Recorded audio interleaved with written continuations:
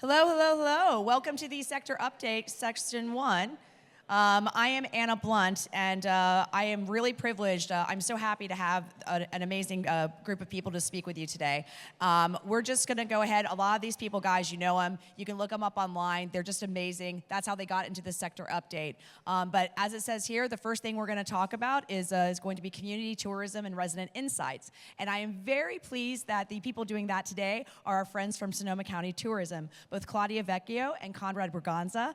And I cannot roll my R's. So he says his last name so much better than I do. It's very sad. So I'm going to give it away to them. Go ahead. Thank you, Anna. Hi, everybody. It's so fun to be here. It's just so great to see so many familiar faces and so many people that we've collaborated with in the past. And so just great fun for us to be here.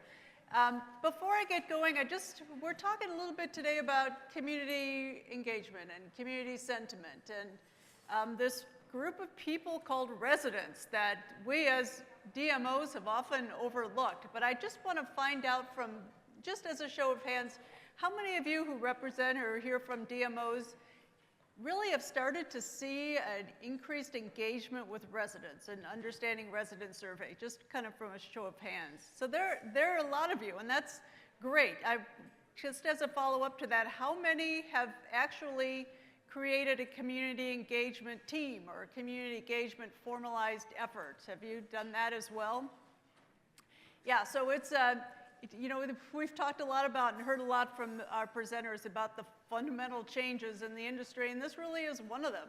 Those of us who have been around for a long time know that our industry, you know, it used to be that as destination marketers, we would sort of sail over our residents, and we always said, well, you don't see our ads because it's outbound. You don't see what we're doing because it really isn't for you. It's to bring people in. So now the sentiment has changed. It is really all about them, and it's all about how they embrace or support or even don't complain about the efforts that we're doing, because it's super important that we do engage these folks. Lots of these residents, of course, are our employees. Lots of them are those who will be the first voices with elected officials to tell them how much they hate the traffic because of what we're doing. So it's a really important group to engage on a number of different levels. So Sonoma County Tourism was formed back in 2004, and just as a case study here, I know there are a number of you doing similar kinds of activities in your destination, and look forward to hearing from you on your initiatives and successes and challenges. But Sonoma County Tourism started in 2004, really out of a need to synergize a very fractured industry. Sonoma County is just a beloved wine destination in Northern California, a rural destination for sure. We're agricultural based.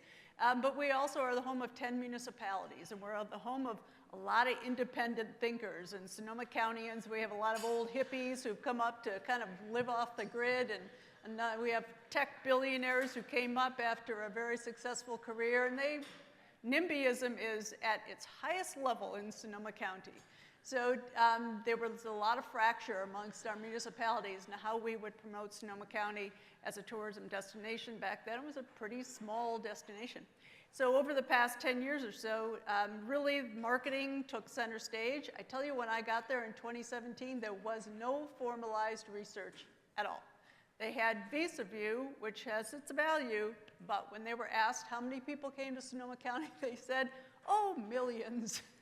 So anyway, we really formalized research when I got there and started to engage the community in ways we hadn't before. A lot of that, though, came because of necessity. It wasn't something that we just woke up one day and said, you know, this would be really super cool if we engaged our communities.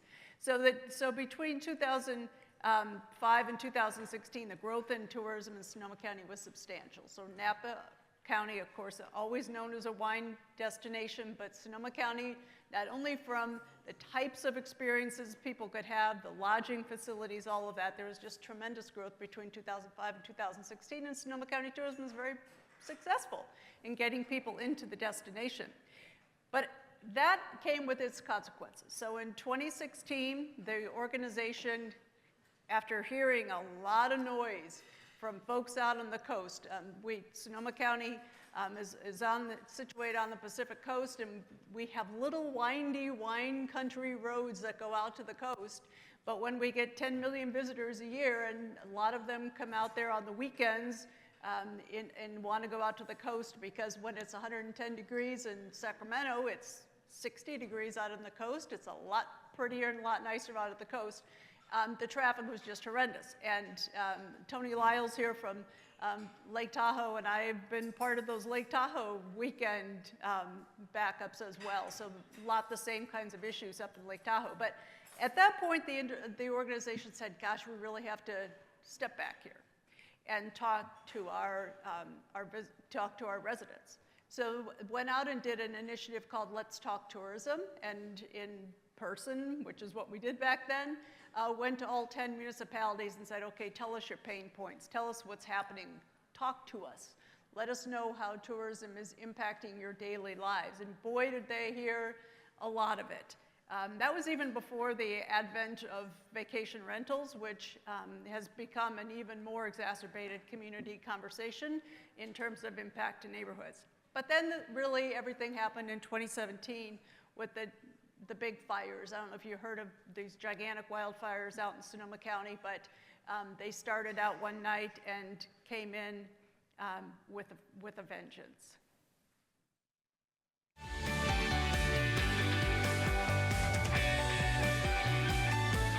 Strong winds send flames racing toward more homes overnight in Northern California. Entire towns are evacuated. The death toll has risen to 23. We'll hear from exhausted firefighters trying their hardest to save lives. Welcome to CBS This Morning. The wildfire disaster in Northern California is worsening, and there appears to be no end in sight. The fires are now blamed for at least 23 deaths. 285 other people are reported missing, though officials suspect many of them are just out of touch with loved ones.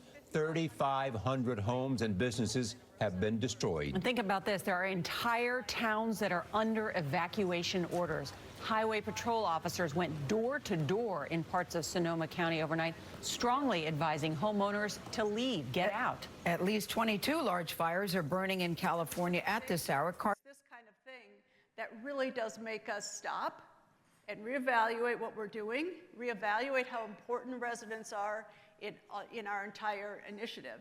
So the Let's Talk Tourism started before the fires. We had to take some time to get through the crisis that was the fires.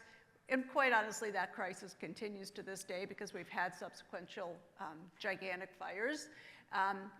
So we went back and we said, okay, what were the results of this Let's Talk Tourism initiative? And these are not going to surprise too many of you, likely, who are dealing with some of these same things. But when we asked across these municipalities that you see on the top, traffic was a big issue. It continues to be. Road conditions, as I mentioned, Sonoma County has these beautiful little Tuscany-type wine country roads, but the road conditions can be tricky sometimes. Parking's difficult, but then we look at trash and litter and the capacity to find workers, which back in 2016 was still an issue in a very expensive place to live like Sonoma County.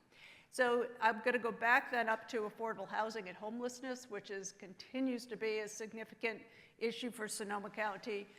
And one that we need to address as an organization that we have never had to think about before.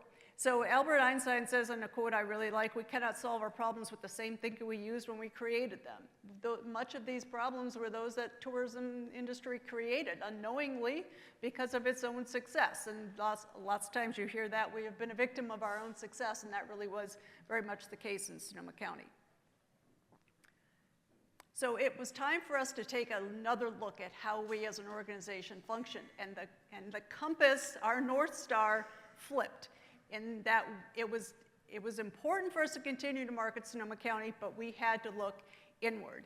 We had to move from being a destination marketing organization to being a destination stewardship organization. And that's something I talk about a lot, and the importance of our stewarding Sonoma County. And as a rural destination, we decided not to go with destination management. That's too controlling for Sonoma County. For us, we are stewards. We are here, this place will continue on long after we're gone. We need to be sure that the legacy we leave is a better place than we had when we got here.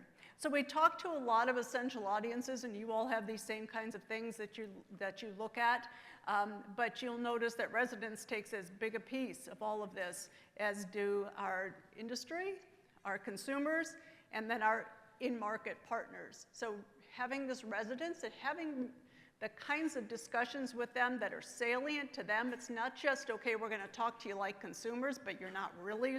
It is, we're talking to you as residents, as people who live here, people who pay an enormous amount of money for their homes and their communities. How are we impacting that quality of life? So we did create a community engagement team. We brought in a woman who has very strong ties with our elected officials to run our community engagement group, and she was probably one of the best hires I made in Sonoma County because she really does help that conversation. Destination International calls it a new lexicon of how we talk about tourism, and you all, I'm sure, are familiar with that. In many ways, we've sort of embraced that new lexicon as well. In Sonoma County, it's super important that we talk about sustainability, so we have somebody dedicated to that, but it really is how tourism is going to talk about what we do and talk about the value of tourism to residents who see it as the greatest evil ever on the planet, because tourism is impacting, tourism isn't a value. So we really are looking at ways we get a seat at the table of conversations we didn't have before and allowing them to have a seat at our table as well. Conrad's going to talk in a second about our master planning effort, but we are upping our volunteerism. We're upping how we are being seen in the community. We are a not-for-profit organization, but we're working with those more benevolent not-for-profit organizations really to create that conversation and make sure that tourism is seen in that conversation, and really determining what tables are important. And our master planning effort has really allowed us to do that.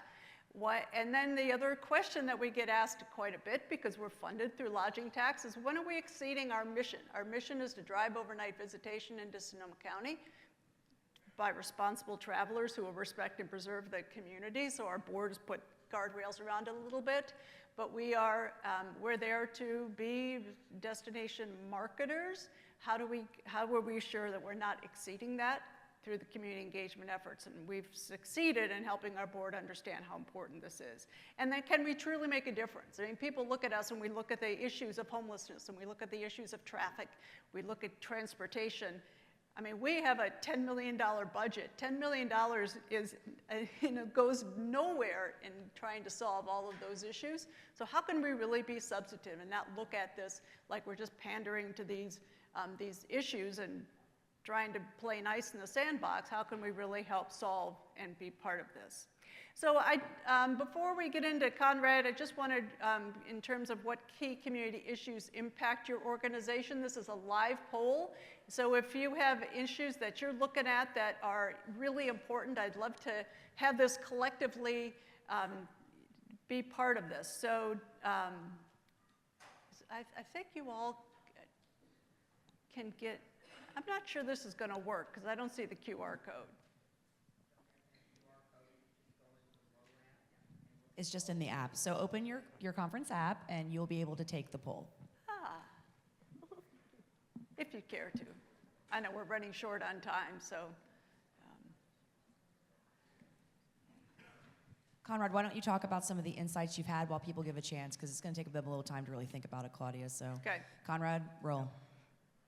Yeah, just to touch on what Claudia has mentioned and kind of set the stage for why we embarked on this process for developing a master plan. It wasn't just something we decided to do kind of off the cuff, but because of the context of the county and because of the natural disasters in the area, it was kind of the next natural step to start to think long-term about how these issues impact the destination beyond talking about numbers and economic impact, which we are great at doing.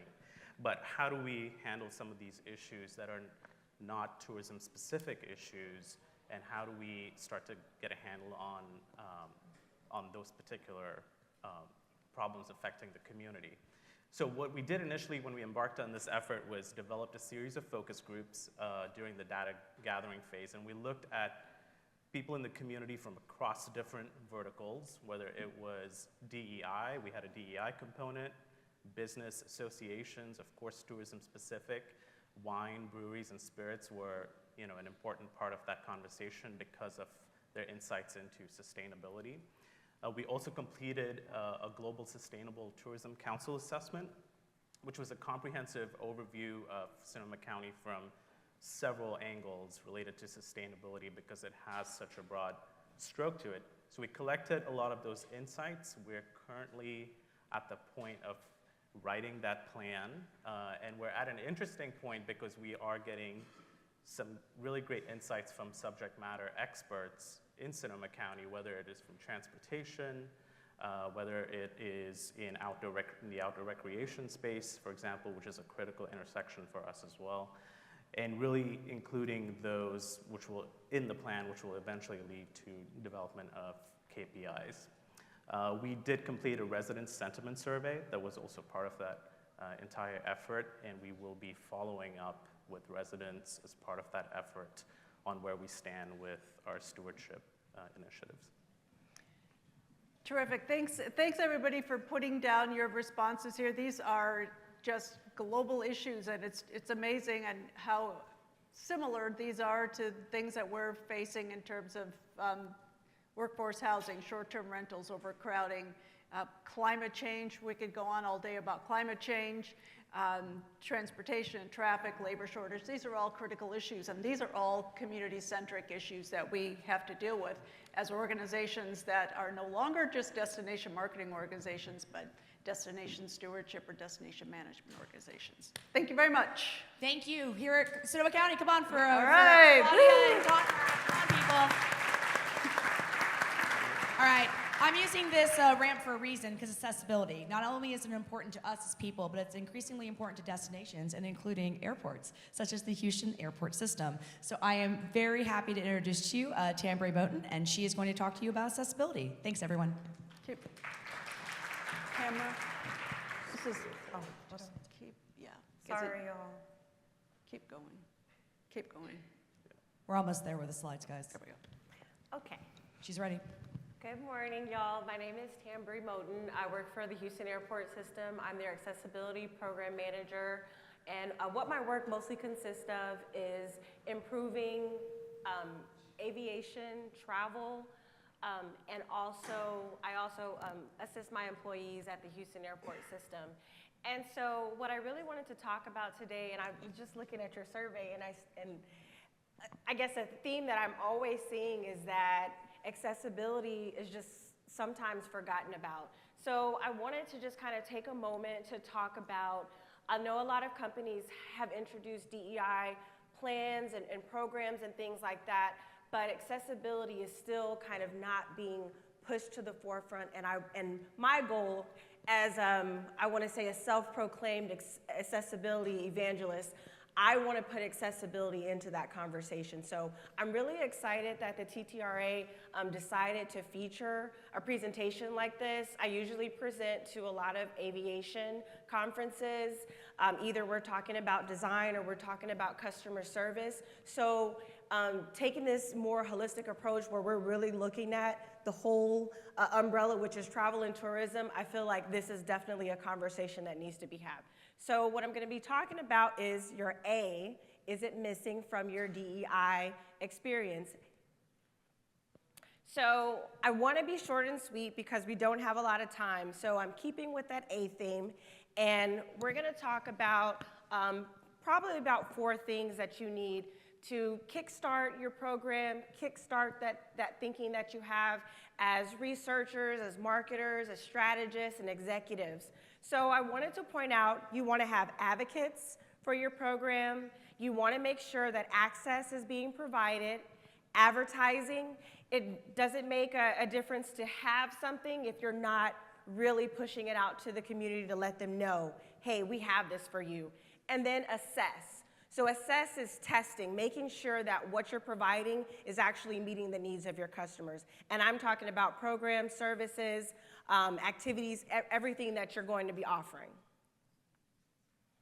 So this is us. So I really want to add a personal touch to my accessibility connections. So my father is a disabled veteran. I'm also a disabled veteran as well. I also have a stepmom that is legally blind. My mom, she has an invisible disability. A lot of times people, they don't acknowledge invisible disabilities. My mom has diabetes. One day she showed up at my house and she had the little implant on, and I said, Mom, what is that? And she's like, it's supposed to track my blood sugar. I had the hardest time trying to get her to track her blood sugar. So I'm really happy that she decided to take the initiative, get that implant, and now she's able to successfully track her blood sugar. And I know a lot of times we think of simple, illnesses and things like that as not being a disability, but it is. Because in that environment, if something is removed, at that point, that person now has a disability. So there's the medical aspect and the social aspect. Do they have the resources to be able to supplement their disability and things like that? So I want you to know just some brief statistics. And before I even talk about the statistics, think about somebody in your family, a colleague, a friend that you grew up with. There is probably some connection that you have. And just imagine as they are going through their travel experience, them not having what they need. So let's talk about the statistics. And I could, talk about these numbers all day. I could honestly talk about accessibility all day, but I know I only have, about 8 minutes? Okay. So if you are a chatty Patty or a chatty Paul and you want to talk later, come find me. I'm the girl with the curly hair and the pink. So 1 in 4 in the United States have a disability. And this is from what's reported.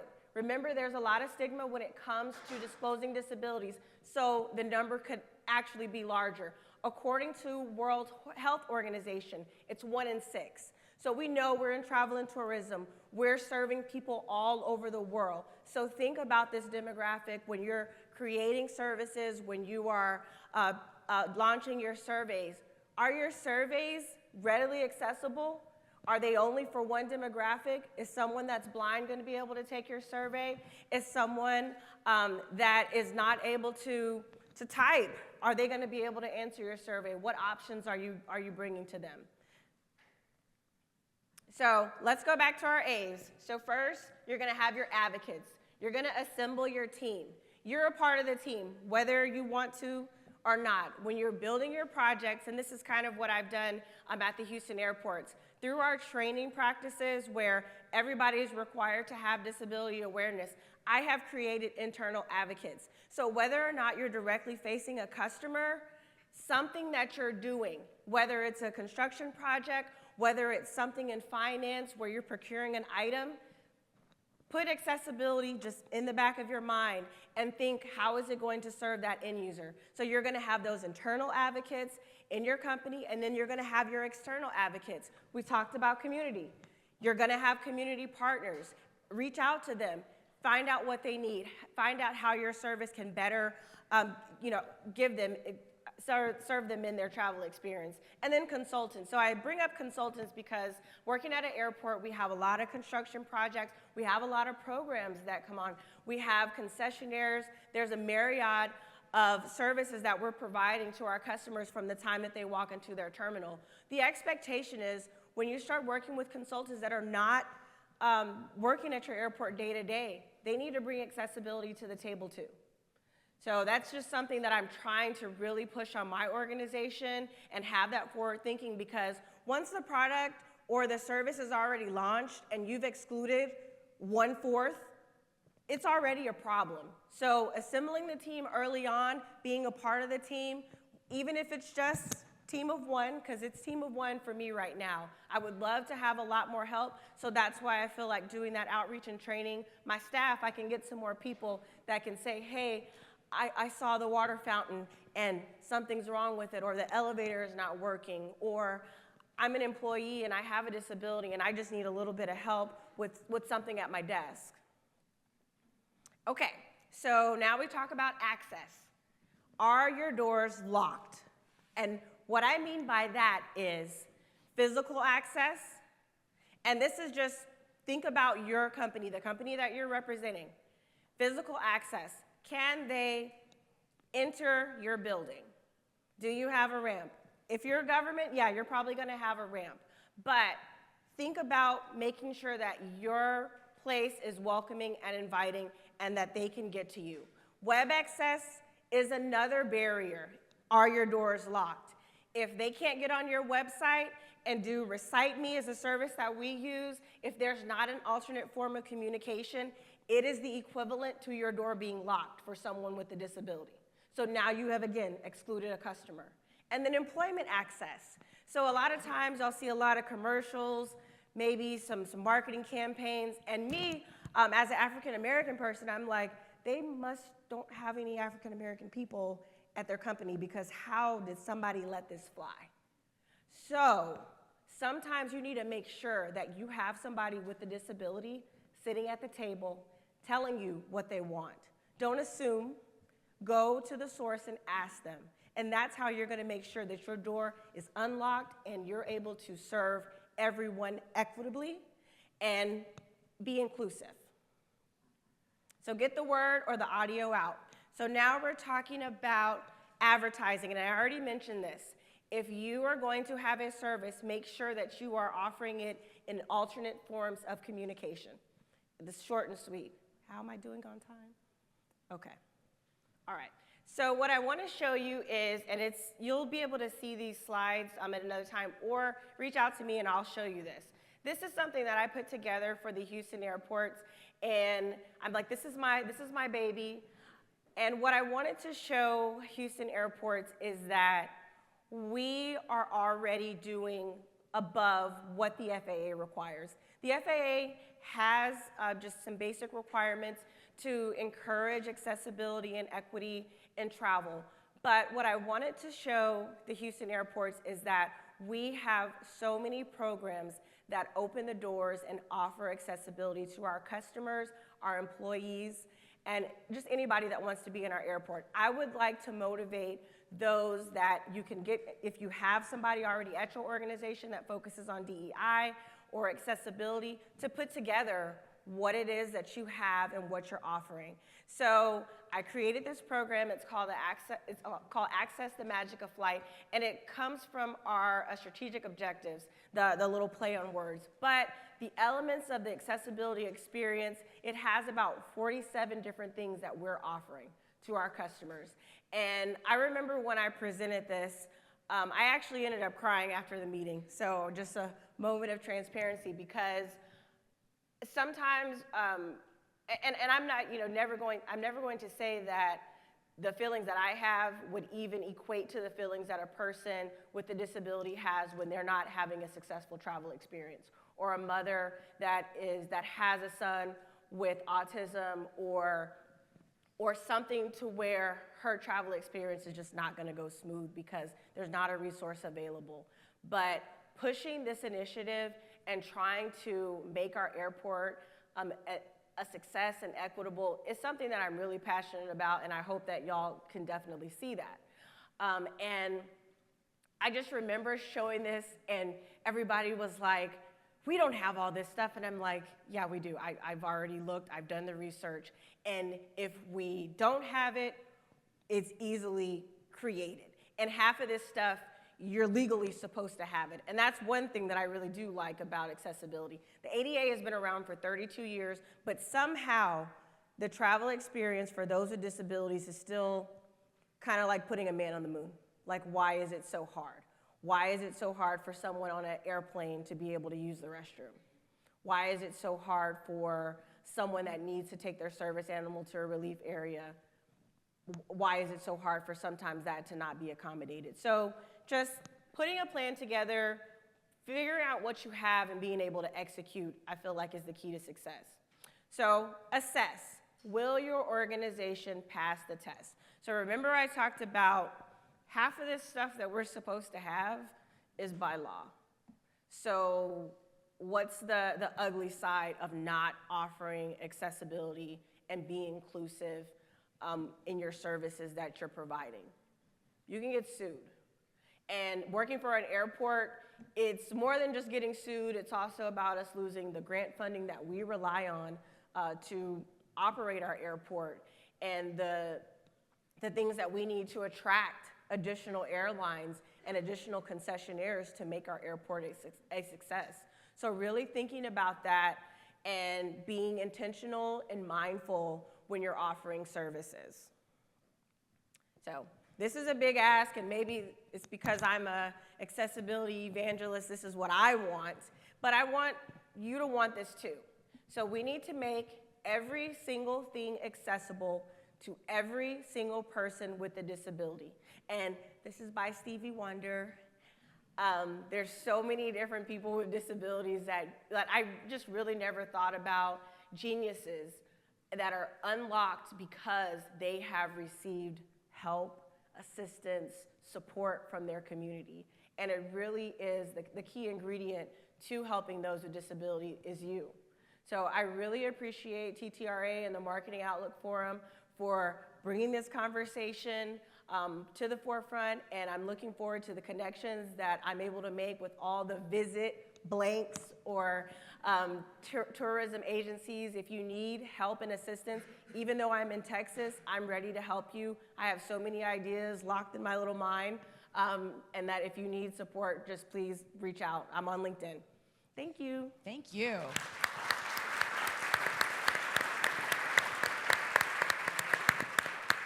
The power of your advocacy is really profound. So thank you so much for sharing. And I know we're all going to be running up to you at the break, and as well as our friends from Sonoma County Tourism.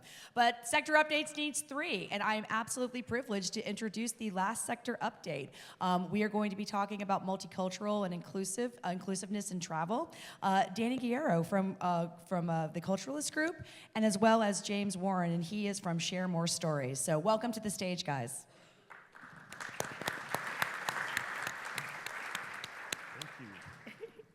Thank you. All right, I'll give you the clicker. Hi, everybody. Good to be here in Houston. Can you hear me okay? So James and I met a few years ago working on the Black Traveler Study during my time on MMGY. We've been on the road a few times since. And on the screen. Yes, and on the screen. Passionate about multicultural travel and inclusivity in travel. And so we're talking about the future of travel today. And when I always say the future of travel is now. Just as I say in my marketing practice, multicultural marketing is mainstream marketing. And why?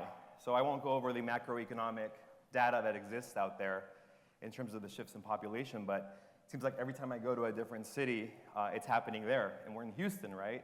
So I know Visit Houston probably loves the fact that this is the most multicultural city in America. I was looking up the fact just now. And it's happening all over our country and all over our markets.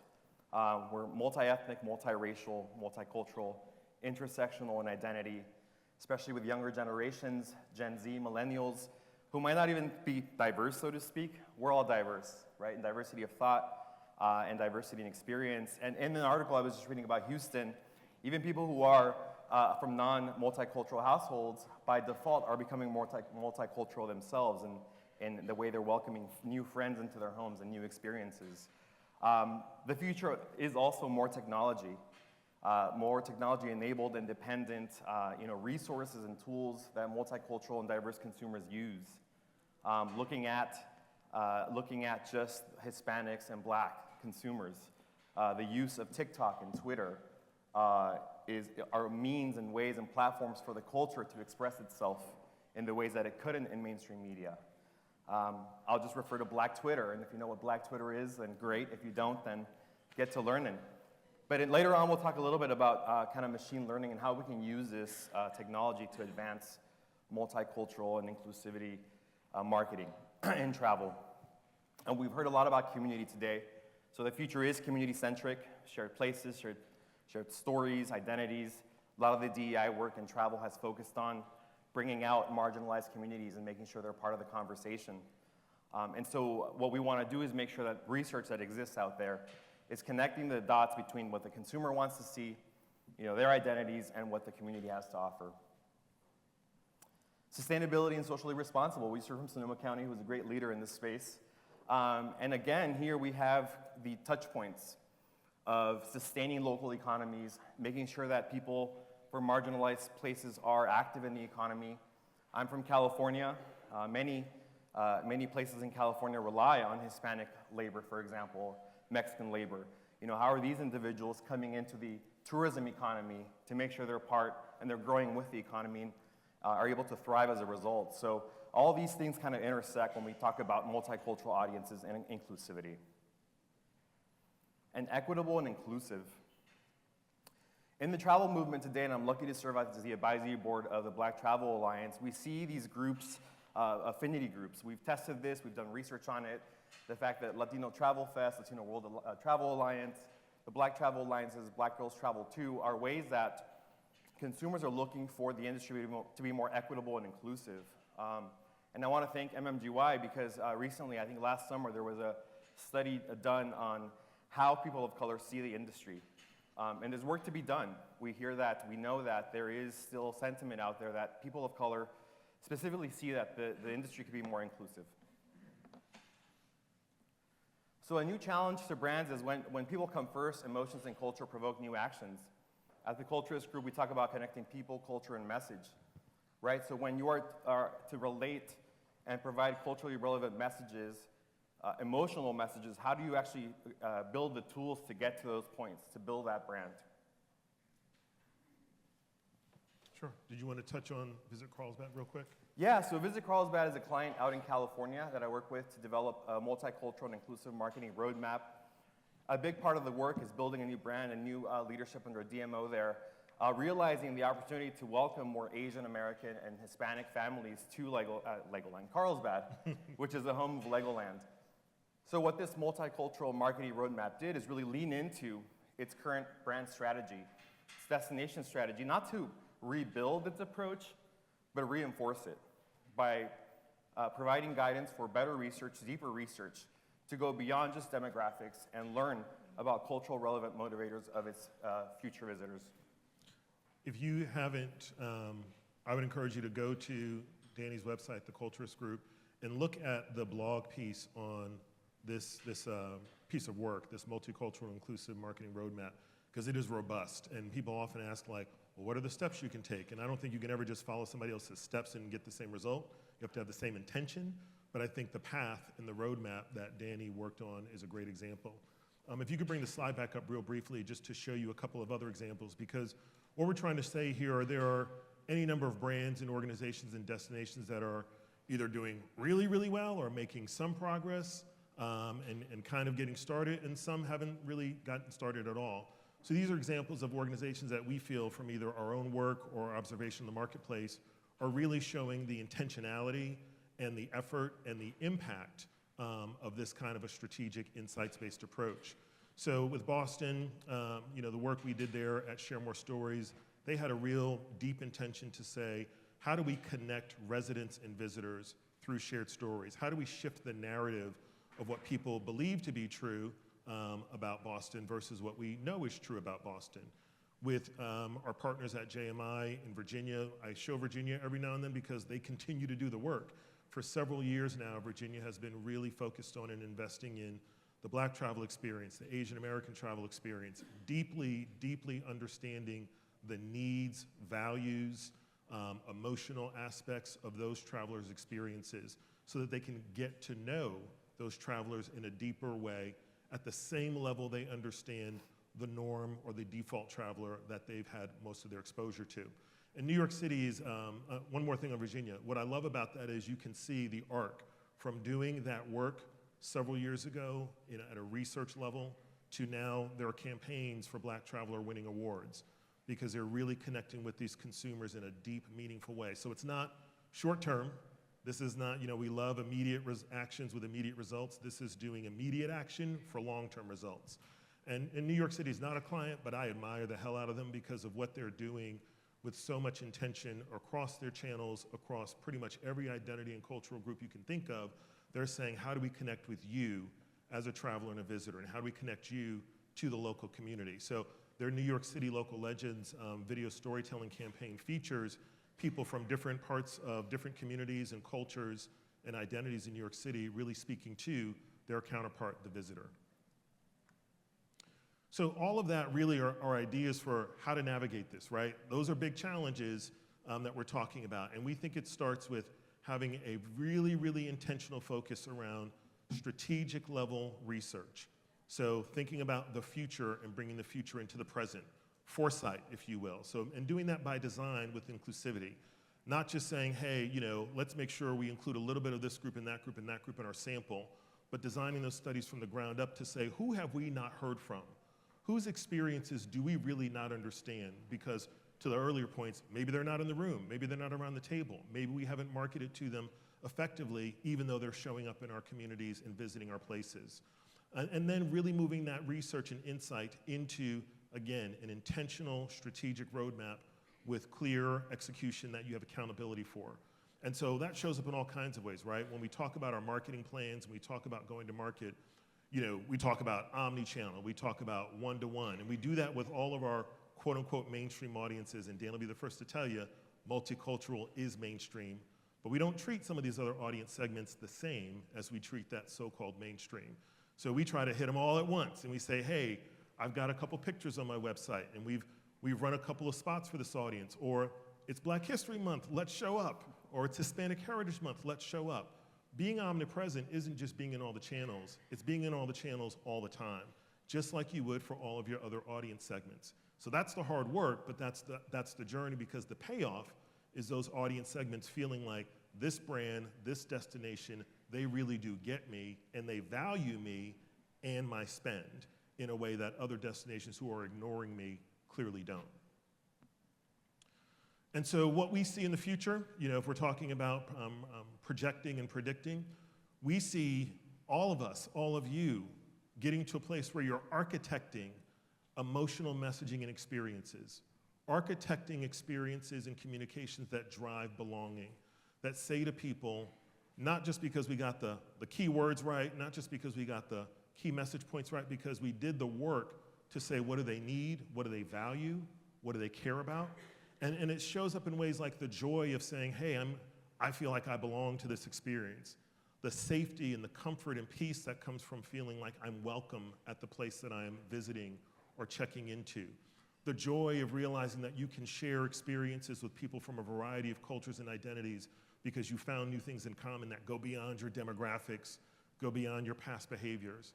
And the comfort and solace of being seen and heard and understood for who you are and all that you bring to that experience when you visit. So that's some of the things that we see coming in the future, and as Dana said, the future is now, but we'd be remiss if we weren't doing our jobs as leaders and participants in this industry to say, well, how can we help make things better? And so, you know, we're trying to bring the future into the present a little bit faster ourselves, and we're really excited about this initiative. Danny and I are collaborating, the Culturist group, and our company Share More Stories. We're also collaborating with Ezra Calvert Consulting, whom I'm sure almost all of you know. She's not here today.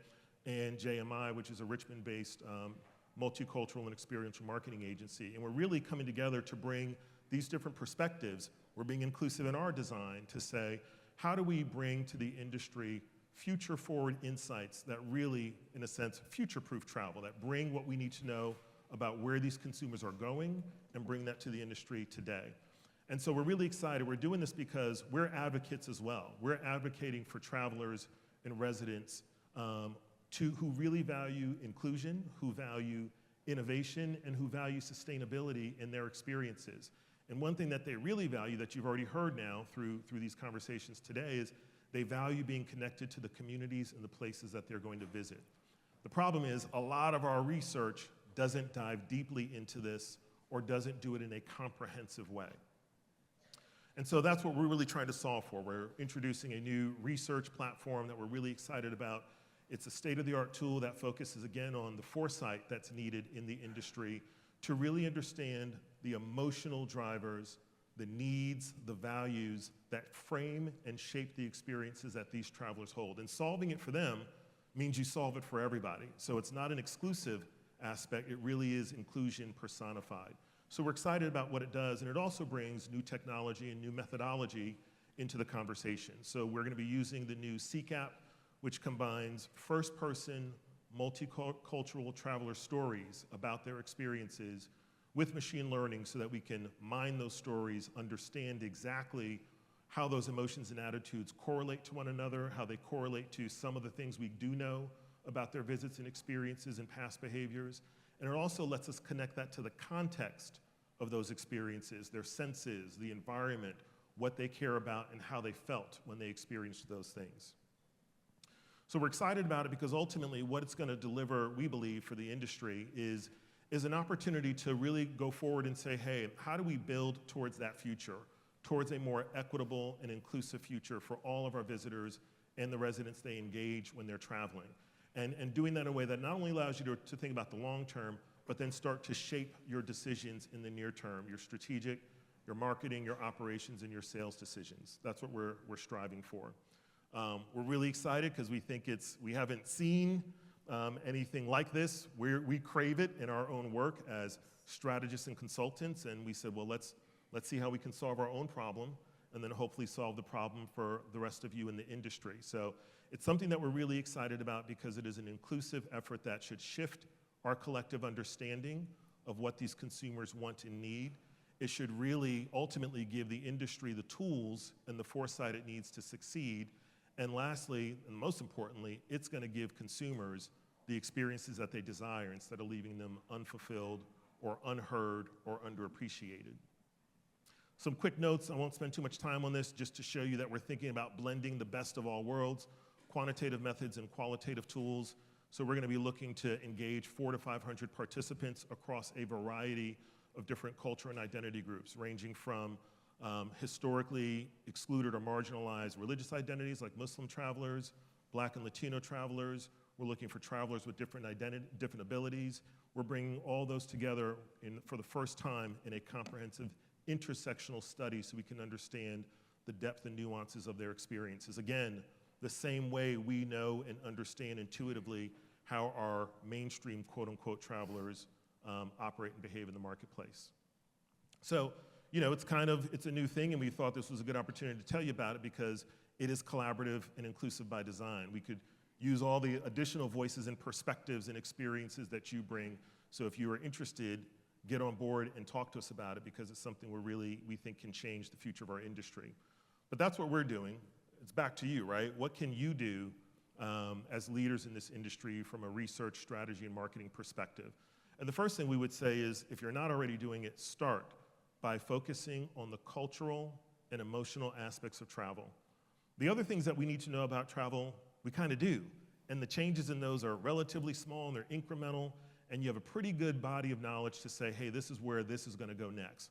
What we don't have a lot of insight around is the cultural and emotional aspects of travel and how people's identities show up with them when they visit your places and destinations.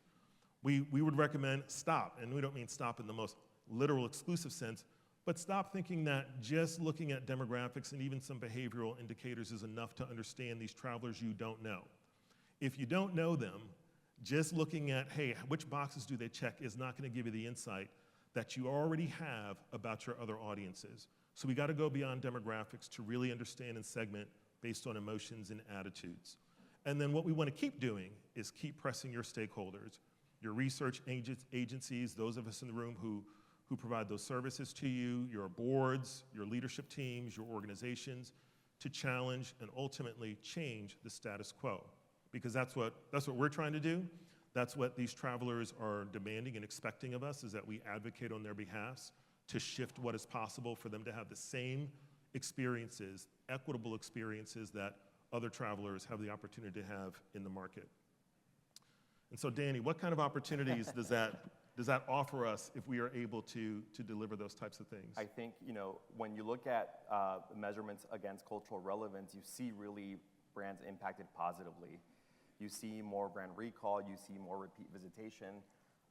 You see also, we haven't talked about it much in our 20 minutes, but the importance of building trust. You know, for Carlsbad, a big part of their destination plan was inclusivity, and I see inclusivity showing up a lot in a lot of these master plans, but what does that really mean? And how do you actually test the appropriate audiences to make sure you're inclusive to everybody, not just the mainstream? So I think in the future, we're looking at to go, I think Ezra used the term post demographic. Right. We already went post demographic once.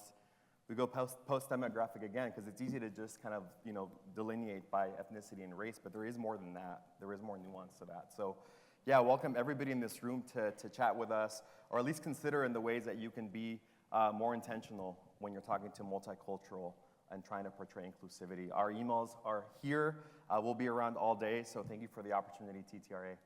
Thank you. Clap, clap. Oh.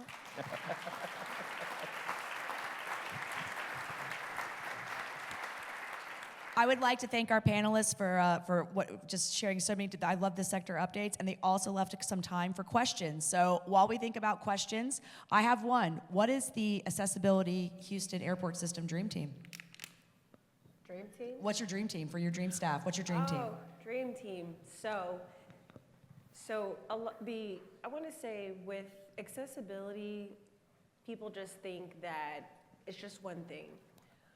It's not, so I want to make sure that we have somebody that can engage from the physical accessibility portion, our customer experience accessibility, and then also reinforce what we're doing with our employees. So I would like to have a representative, and I'm more into the employment portion because my background is actually HR, and I was kind of forced into the other part. So I was forced into meeting with infrastructure and saying, hey, I looked up this Texas law and it says that you're supposed to do this. And almost taking the place and telling architects and designers that Texas says that you have to do this because you're creating barriers and showing up in that way. But I really would like somebody that can speak that language and tell them this is the importance of you creating universal design, because in the end, the end user is going to be more beneficial, and we don't have to go later on after we get sued and and create a ramp or do something like that. So just being able to have one person for each of those aspects. Absolutely. Any questions in here? I have a question for Claudia and Conrad. Just like you said that there are people who are in your community who don't support tourism, there are also partners that you have, that are not, like, they're like, why do I care so much about residents? I'm here to bring in money and tourism. Are there tactics that you think that you could recommend to the audience about how to get partners on board with the importance of residents in this process?